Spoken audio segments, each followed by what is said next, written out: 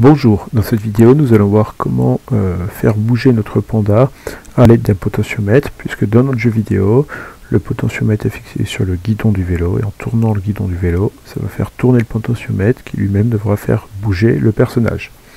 Le potentiomètre, il est ici, donc on peut tourner ce potentiomètre, et là ici je le tourne, pour le moment il ne se passe rien du tout. Le potentiomètre est relié sur la broche A0 de ma carte Arduino, donc sur le fil jaune ici, je vous montre ça à l'écran. Voilà, on le voit sur la broche A0, le petit fil jaune.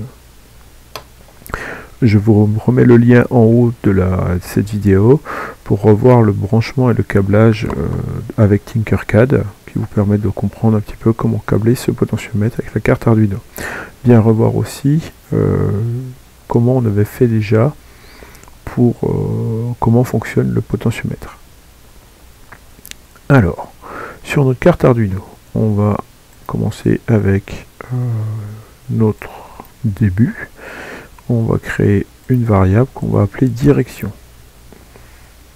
On peut lui donner un autre nom, mais qui donnera la direction de notre panda.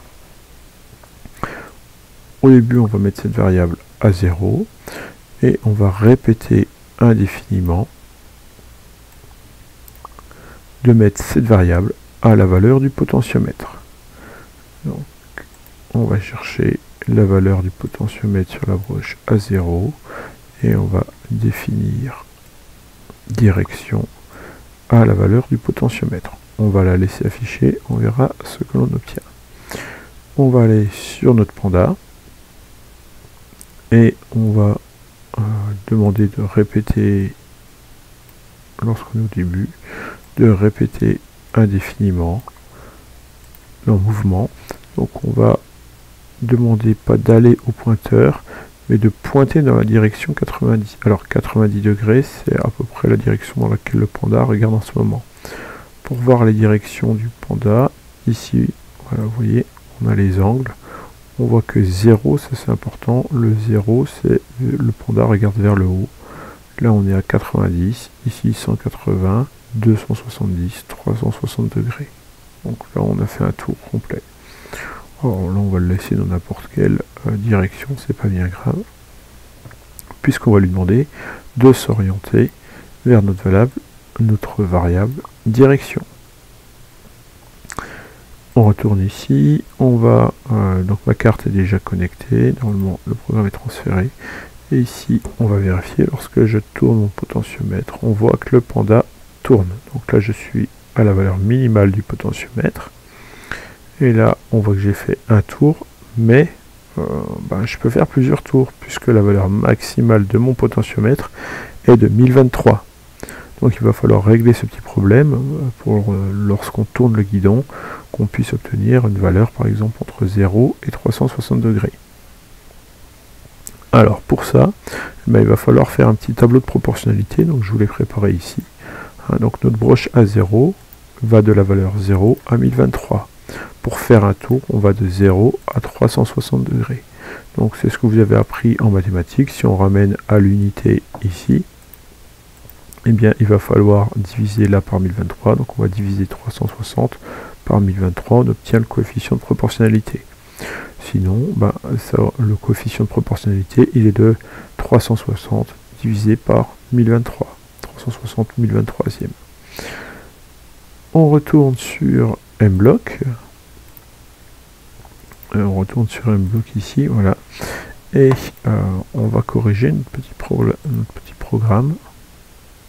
Ici, donc, on va aller chercher nos opérateurs. Dans nos opérateurs, on voit qu'on a la division et on a la multiplication. Alors, on va